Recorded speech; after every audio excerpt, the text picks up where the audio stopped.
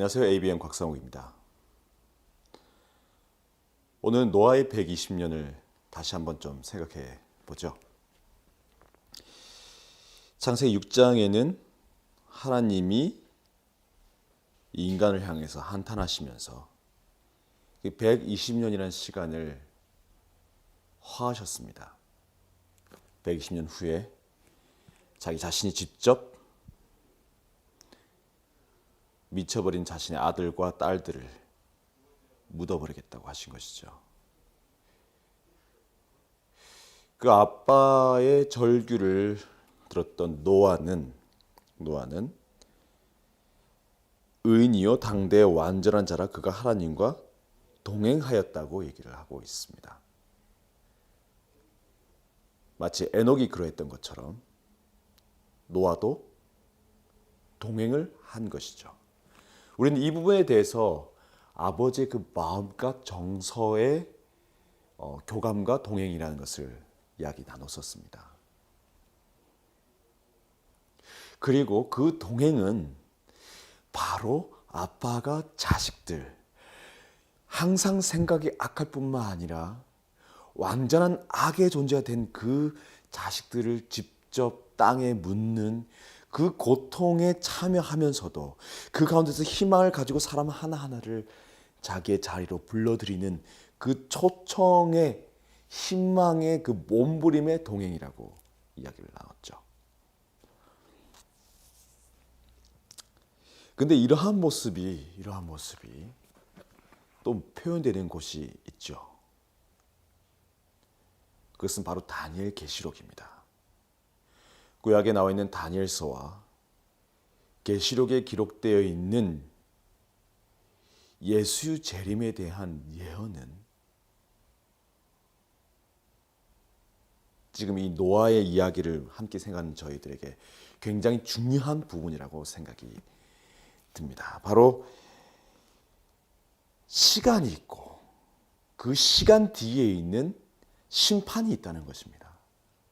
그리고 그 심판을 기다리면서 아빠 하나님이 그 사람들, 이 심판의 시간과 시기를 알고 있는 사람들에게 요구하고 기대하는 것이 있다는 것이죠.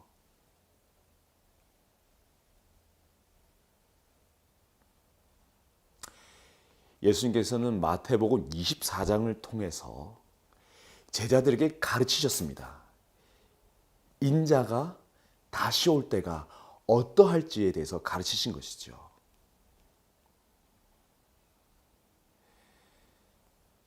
물론 인자가 다시 오는, 예수님께서 다시 재림하시는 그 시기는 굉장히 중요합니다. 왜냐하면 우리가 그렇게 기다리던 우리의 임금 되시는 예수님께서 드디어 세상의 이 흑암의 세력을 제어하시는 것을 넘어서서 압도하시고 심판하시고 그분의 온전한 의로 더 이상 눈물과 고통이 없는 세계를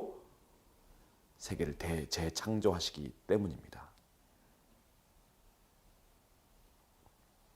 하지만 마태복음 24장에 있어 25장에 이르는 비유의 말씀을 통해서 예수님께서는 준비를 요구하셨습니다. 시간이 이른다는 것도 말씀이셨고 마치 계절의 변화에 따라서 나무가 잎이 나고 그리고 열매를 맺는 결실의 시기가 있는 것처럼 정확한 그 때와 시, 날짜 그것에 대해서 우리가 무지할 수는 있을지 몰라도 예수께서 이쯤 되면 오시겠구나 한다는 것을 제자들이 알 것이라는 것입니다. 그래서 그 준비를 하라는 것입니다. 근데 그 준비는 무엇이었을까요?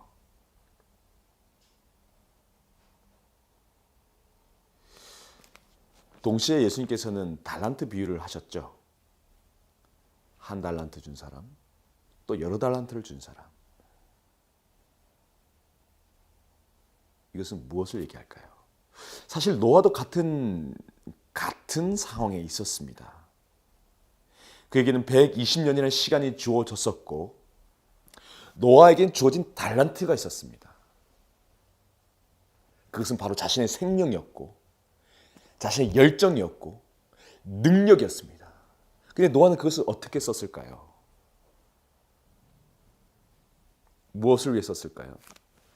우리가 잘 아는 것처럼 방주를 지었습니다. 자신의 재능과 가족 인력들과 친구들 그리고 자신의 재물을 다 바쳐서 말입니다. 근데 그 방주 짓는 행위가 가리키는 것은 무엇이었을까요? 마치 달란트를 가진 종처럼 주인으로부터 달란트를 받은 사람처럼 그 시기 때를 기다리면서 노아가 한 것은 무엇이었습니까? 종이 한 것은 무엇이었습니까? 그 주인의 마음, 왕의 마음을 실현하는 것이었습니다. 그것이 무엇이었습니까? 그것은 바로 사랑이었습니다. 용서였습니다. 인류에 향한 용서의 외침을 노아가 한 것이었습니다.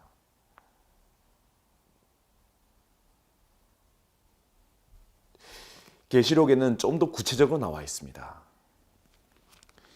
계시록에는 이 사망의 이 음부로부터 나오는 이 옛뱀 용의 색이 나오고 계시록 12장에서부터 13장 이르기까지 그 짐승과 둘째 짐승과 그리고 열방 물 위에 선 무서운 이 세력들 계시록 14장에 나오는 어린 양과 그곳이 어린 양이 가는 곳은 어디든 따라가는 하나님의 백성에 대항하는 무서운 세력의 등장을 얘기하고 있습니다.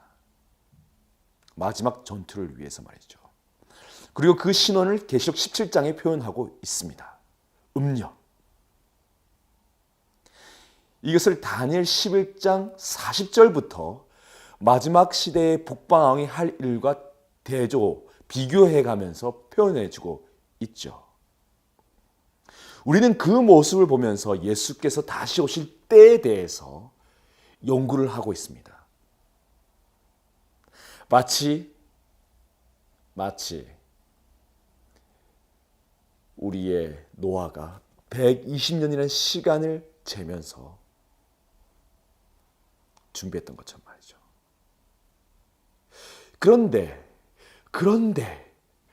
계시록 14장 어린 양이 어느 곳에 가든지 어디로 가든지 따라가는 그 무리 마지막 시간에 예수의 재림을 맞이할 그 자들의 특징은 무엇이었을까요? 바로 말씀드린 것처럼 어린 양이 어디로 가든지 따라가는 자라는 것입니다. 이 어린 양이 누구입니까? 바로 예수님이십니다. 그러면 이제 오늘 결과는 굉장히 간단해집니다. 노아의 120년 동안 하나님께서 죽어가는 인류를 향해서 자신의 시선으로 자신의 마음으로 노아가 세상을 바라보기 원했던 것처럼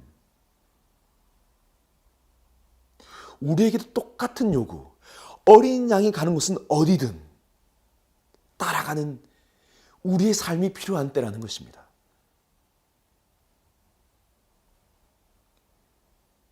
예수님께서 자신이 다시 오시는 그 시기를 얘기하면서 이런 비유를 또 드시죠. 이 양과 염소 비유도 드시면서요. 너희가 나를 먹였다. 내가 벌거벗었을 때 너희가 입혔고 내가 배고플 때 너희가 먹였다. 내가 갇혔을 때 너희가 찾아왔었다.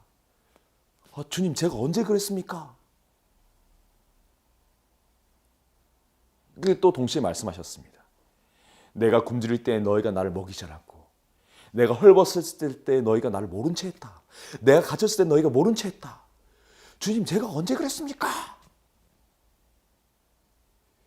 지극히 작은 자에게 한 것이 곧 내게 한 것이다. 사실 예수님께서 보여주신 이 재림의 준비는 이것이었습니다. 그리고 예수님께서 이 땅에서 보여주신 예수님의 삶이 바로 그것이었습니다. 노아가 한 것이 바로 그것이었습니다. 그리고 계시록에 나와 있는 어린 양을 따르는 무리, 그 무리의 삶이 바로 이것인 것입니다.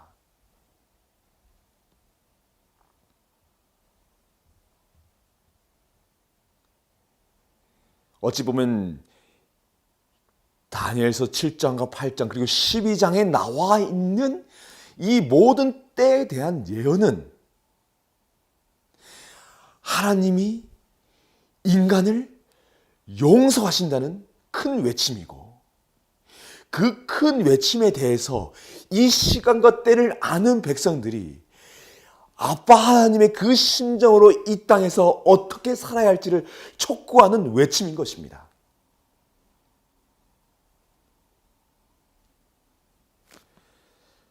우리는 경건의 부흥을 이루어야 합니다. 그 경건의 부흥은 나 혼자서 내 속에서만 일어나는 것이 아닙니다.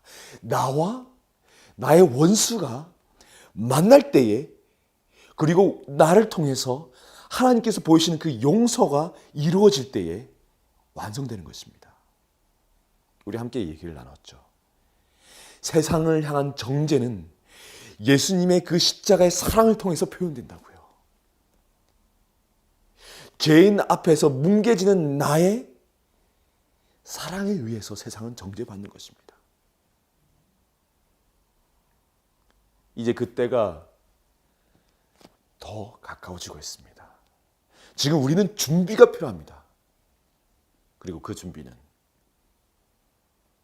바로 내 속에서, 내 삶에서, 내 가족과 내 형제와 내 이웃과의 관계 속에서 드러나는 내 삶 속에 거하는 예수님, 그분을 통해서 나타날 것입니다. 우리 함께 예수께로 나아가시죠. 노아가 그렇게 특권처럼 패역한 시대에 우리는 예수님과 동행하면서 어린 양이 어디로 인도하듯이 따라가면서 우리는 그분의 살아있는 사랑의 그 손길을 대신해야 할 것입니다. 함께 예수께로.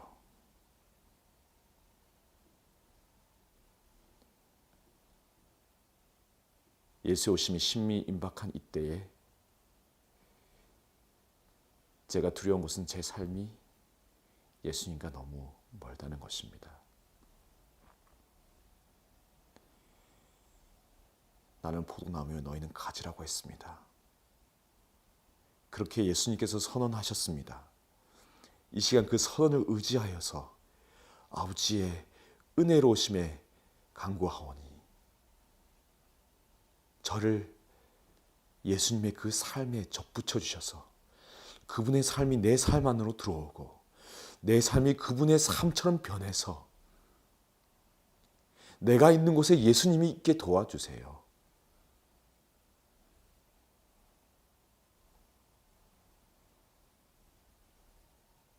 그래서 저를 어둠에서 해방시켜 주시고 내 주위에서 죄의 저주 안에 신음하는 자들이 그들의 헐벗음과 배고픔과 무지함과 원통함에서 놓여서 함께 예수께로 접붙임을 입게 도와주세요. 예수 이름으로 기도드립니다. 아멘. 예수님 오신 날이 가까웠습니까? 우리 함께 예수께로 가시죠.